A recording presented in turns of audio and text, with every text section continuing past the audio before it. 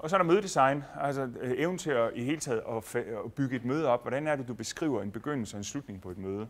Og det er jo sådan noget her, der virkelig kan dele vandene i forhold til konsulenter. Og der findes forskellige bøger, ikke, der har beskrevet den rene dialogiske og faciliterende tilgang. At det ene, Søren Willer, det er ikke, nogen af jer kender ham, men sådan en gammel psykolog fra Aarhus Universitet, der har arbejdet med konsulentfaget i rigtig mange år. Han siger, at det eneste, jeg behøver, det er det første spørgsmål, som jeg skal stille, når jeg kommer ind i en organisation.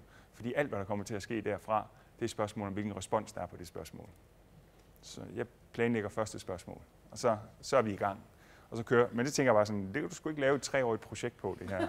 Du kan ikke gå fra den ene dag til den anden. Altså, der er brug for en fortælling omkring, hvad det er, vi gør, og hvorfor vi gør, og hvad sammenhængen er, og så videre, fordi at der er andre interesser og andre behov i organisationen. Og så er der jo så at sige over i så den modsatte del af konsulentfaget, som jo laver relativt strukturerede workshops. Mange af jer har sikkert prøvet at køre appreciative inquiry workshops, ikke? Med definition af emnet, og så gå på opdagelse i bedste erfaringer, og så drømmer vi om, hvor vi gerne vil hen, og så går vi i dialog omkring, hvordan skal vi så skabe en vej hen til de her drømme fra der, hvor vi er, og hvordan kommer vi tilbage til handling og mobiliserer os selv som organisation. Det er en relativt fast struktureret tilgang.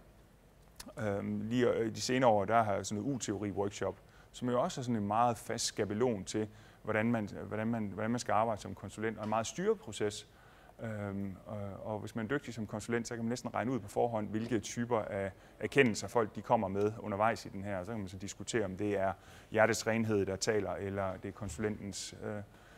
konsulentens iscenesættelse af en særlig diskurs, som folk synes er opløftende, fordi den er en fortælling om forbundethed og så at sige universel visdom.